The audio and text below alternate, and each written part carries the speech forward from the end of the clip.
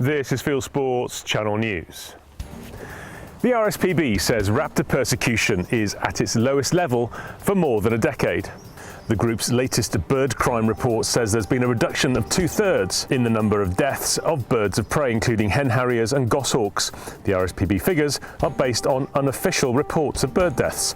The charity uses the reports to attack gamekeepers and game shooting, even claiming that the low number of raptor persecution cases show how difficult it is to get cases to court. Official figures show raptor persecution convictions at an all-time low, with just 2 in 2022. Meanwhile, Natural England reports that hen harrier numbers in the UK are at a 200-year high, with the work undertaken by gamekeepers. The RSPB walked out of the UK's hen harrier conservation project in 2016.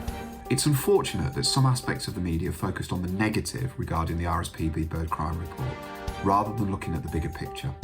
To be very clear, BASC has an absolute zero-tolerance stance on any form of raptor persecution, and we would expel any member that's been committed of the crime. We have done in the past and we will do in the future. Having said that, it is positive news to see that raptor persecution cases have actually reduced in the recent report. And if you combine that with a broader look at raptor conservation, you can see that raptors across the country are in good health. Staying with the RSPB, and it's putting a report of a missing golden eagle at the heart of its campaign against gamekeepers. Part of the Scotland Golden Eagle project, the bird's tracker stopped working last month, leading the RSPB to conclude that a gamekeeper must have trapped, shot or poisoned it. The bird group's cheerleaders at the BBC and Channel 4 enthusiastically picked up the story. What they failed to highlight is that Scotland's gamekeepers are helping to search for the missing bird, and that gamekeeper managed estates donated 23 of the 28 eaglets, which form part of the breeding initiative. Local councils in the south of England have united in criticising polluting water companies.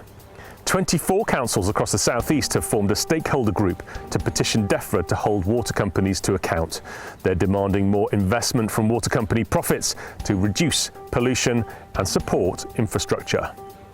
You can go pigeon shooting in England for at least the next 2 years. General shooting licences of wild birds for pest control in England will remain unchanged until at least 2026.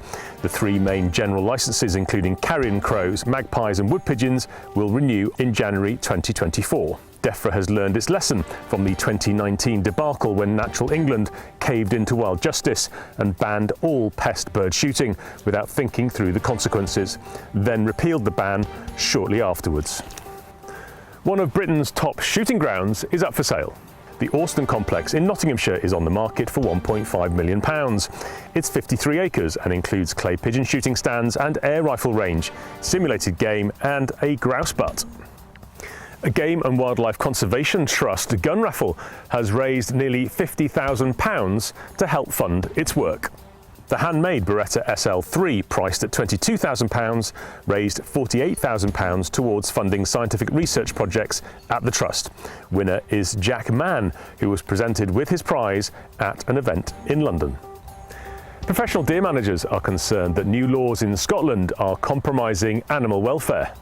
The Hunting with Dogs bill prevents game managers from allowing dogs to enter certain ground and follow best practice to deal with injured animals.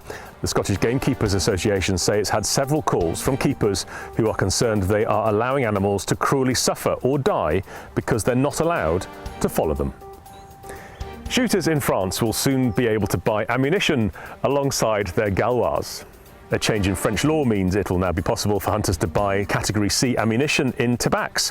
That includes shotgun shells, smoothbore cartridges and carbine ammunition.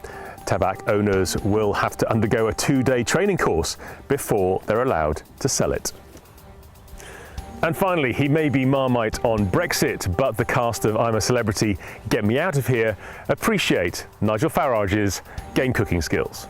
The politician and GB News presenter has wowed his fellow campmates in the popular TV show with his expertise in preparing game. Usually celebrities express horror at the challenge of plucking and drawing game in feather. Nigel took control of the bird carcasses, saying he'd done this thousands of times during the shooting season. Meanwhile, BBC TV presenter Chris Packham has written a letter to ITV presenters Ant and Dec, criticising them for using wildlife for challenges in the show. In a tweet, Packham says he's run out of patience. You are now up to date with Fieldsports Channel News. Stalking the stories, fishing for facts.